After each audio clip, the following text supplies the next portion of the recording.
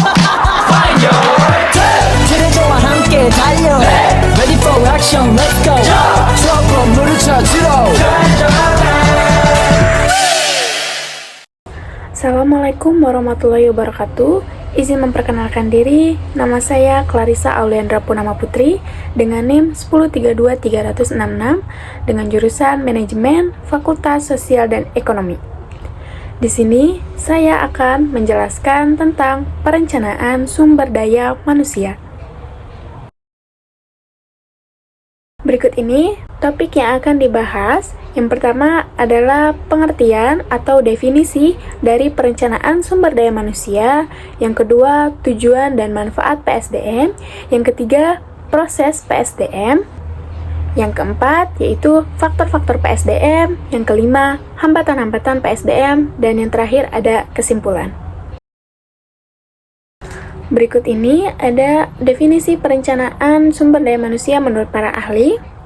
Yang pertama, menurut Robert, perencanaan sumber daya manusia adalah proses analisis dan identifikasi tersedianya dan kebutuhan akan sumber daya manusia sehingga organisasi tersebut dapat mencapai tujuan.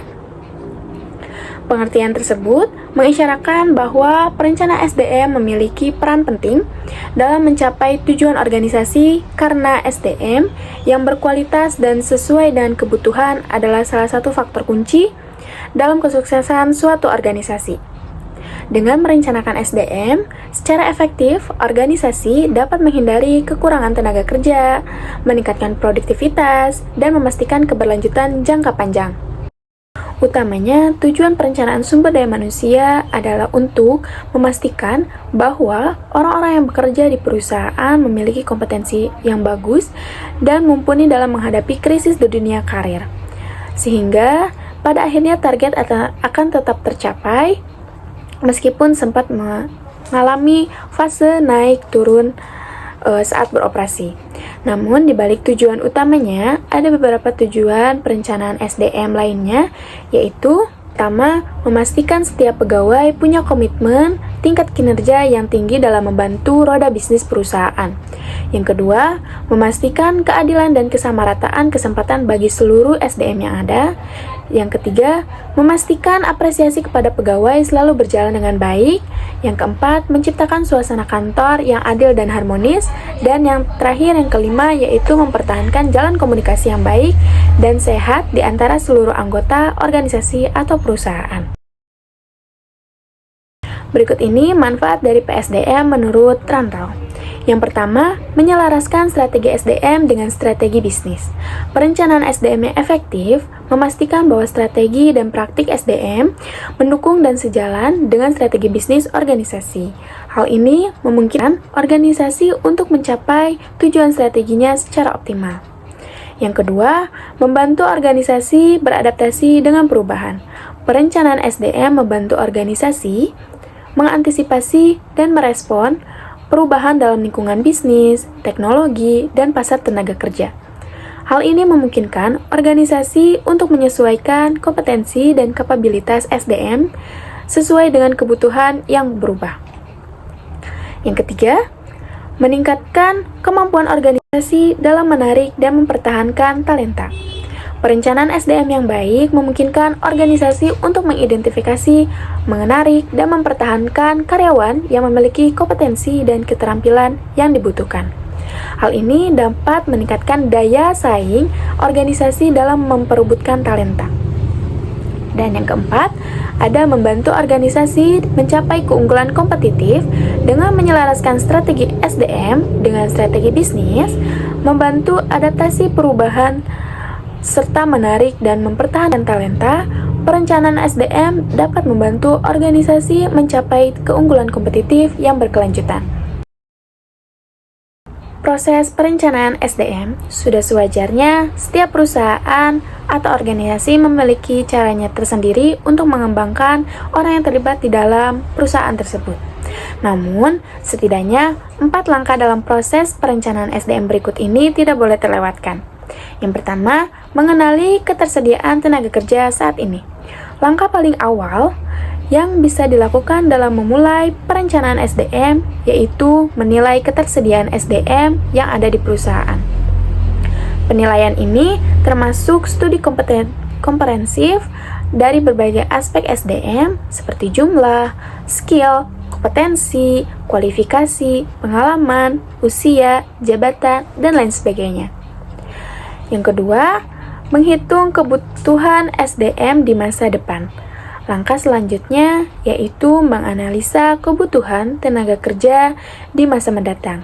Dalam hal ini, berbagai variabel HR seperti pengurangan SDM, lowongan yang akan dibuka, promosi jabatan, mutasi karyawan, dan lain sebagainya perlu dimasukkan ke dalam pertimbangan. Selain itu, variabel tidak terduga seperti pengunduran diri, serta pemecatan juga perlu dijadikan bahan pertimbangan dalam analisa. Yang ketiga, menentukan perkiraan permintaan SDM. HR bisa mencocokkan tenaga kerja yang ada saat ini dengan perkiraan kebutuhan tenaga kerja di kemudian hari, dan membuat demand forecast atau perkiraan permintaan. Dalam langkah ini, penting juga untuk mengetahui strategi dan objektif bisnis jangka panjang, agar perkiraan permintaan bisa sesuai dengan untuk memenuhi kebutuhan perusahaan. Yang keempat, menyusun strategi dan mengimplementasikan pencarian SDM. Setelah mengetahui kekurangan yang dibutuhkan dari evaluasi supply dan demand, HR bisa mengembangkan strategi berdasarkan perkiraan permintaan SDM yang sudah dibuat. Strategi yang dibuat tentunya harus bisa memberikan solusi bagi kekurangan masalah SDM di perusahaan. HR bisa melakukan relokasi, rekrutmen, outsourcing, pelatihan, manajemen SDM, hingga melakukan perubahan kebijakan terkait SDM. Berikut ini ada 4 faktor yang perlu dipertimbangkan dalam perencanaan SDM. Yang pertama, ada pertumbuhan atau growth. Faktor pertumbuhan mencakup analisis terhadap perkembangan perusahaan, termasuk pertumbuhan finansial dan kebutuhan sumber daya manusia. Organisasi perlu mempertimbangkan apakah mereka akan melakukan ekspansi atau pengurangan, serta bagaimana hal ini akan mempengaruhi kebutuhan tenaga kerja. Yang kedua, perubahan atau change. Perubahan adalah faktor yang sangat penting karena lingkungan bisnis selalu berubah. HR harus siap untuk beradaptasi dengan perubahan tersebut, baik itu perubahan dalam struktur organisasi, kebijakan, atau kondisi pasar. Yang ketiga, ada teknologi. Kemajuan teknologi dapat mempengaruhi cara organisasi beroperasi dan mempengaruhi keterampilan yang dibutuhkan oleh karyawan. Oleh karena itu, penting untuk mempertimbangkan bagaimana teknologi baru dapat diintegrasikan ke dalam proses perencanaan SDM dan pelatihan karyawan untuk memastikan mereka memiliki keterampilan yang relevan. Yang terakhir, yaitu lingkungan eksternal.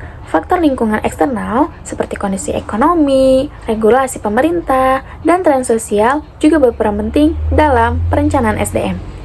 Perubahan dalam ekonomi dapat mempengaruhi permintaan tenaga kerja, sedangkan regulasi baru dapat mengubah cara organisasi merekrut dan mengelola karyawan. Berikut ini hambatan-hambatan dalam perencanaan sumber daya manusia. Yang pertama, ketidakpastian pasar kerja. Yang kedua, keterbatasan data dan informasi. Yang ketiga, pemanfaatan SDM yang belum optimal. Yang keempat, komunikasi internal yang tidak efektif. Dan yang kelima, tantangan teknologi.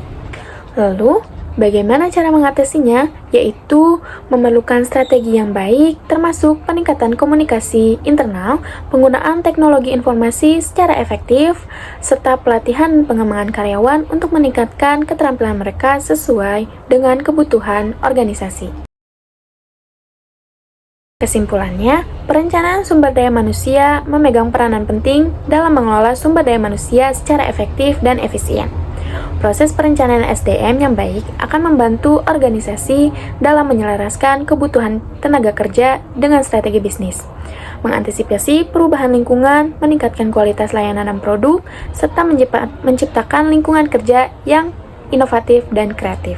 Definisi perencanaan SDM menurut para ahli memberikan pemahaman yang terperinci dan lengkap mengenai proses ini.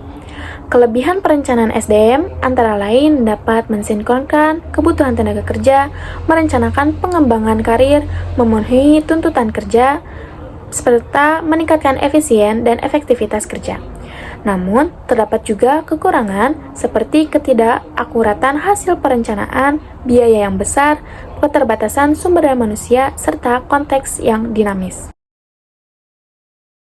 Demikian penjelasan tentang perencanaan sumber daya manusia. Semoga apa yang saya sampaikan bermanfaat bagi kita semua. Jika ada kekurangan, mohon dimaafkan. Saya Clarissa Aulinda Purnama Putri, izin pamit diri.